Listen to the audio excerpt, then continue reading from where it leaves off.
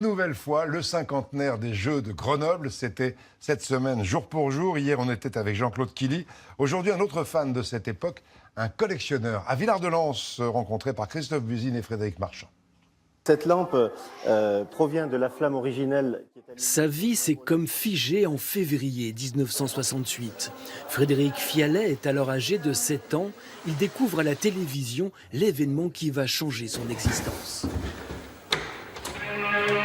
50 ans plus tard, Frédéric a amassé 10 000 objets. Il prête fréquemment une partie de sa collection pour des expositions. Sa plus belle pièce, la lampe de mineur qui a permis de ramener la flamme olympique de Grèce en France. Cet objet est vraiment emblématique car il y en a eu seulement 2. Celle-ci porte le numéro 2. C'est donc la lampe qui est arrivée à Orly, qui a allumé les torches olympiques. Ce collectionneur est devenu la mémoire des Jeux Olympiques de Grenoble. Il conserve tout, comme cet équipement complet qui a servi à disputer l'épreuve de luge. Ici, on trouve un lugeur de l'équipe de France et il est ici représenté dans sa tenue originale d'époque, son dossard 17, son casque. Les luges allaient déjà très vite, on descendait à plus de 120 km/h. Cette affiche émeut aussi particulièrement ce passionné, une photo dédicacée de Jean-Claude Killy, héros des Jeux de 68. 3 médailles d'or à Grenoble, ça reste la personne emblématique des Jeux que tout le monde a retenu. La piste du grand tremplin de saut à ski est aujourd'hui à l'abandon. Elle offre une vue panoramique sur Grenoble. C'est là que notre passionné a fait une découverte surprenante, car sa collection, Frédéric l'a constituée grâce à des dons, quelques achats et de nombreux hasards.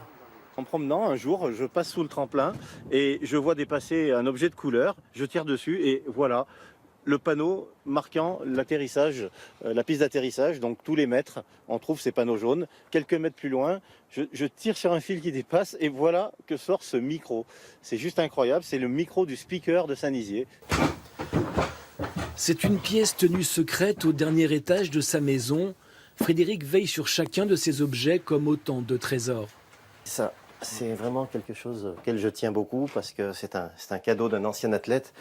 C'est un ski de saut qui a sauté à Autran, au tremplin de 70 mètres. Pour lui, tout est digne d'intérêt. Il se voit comme le gardien d'un patrimoine. Ici, c'est tout simplement une tenue de l'équipe de France qui a défilé au stade de Grenoble pendant la cérémonie d'ouverture. Donc ça, c'est vraiment un très bel objet. Et à côté, ici, une tenue d'hôtesse complète de la tête aux pieds. Frédéric Fialet caresse désormais un dernier rêve, trouver un écrin à sa collection.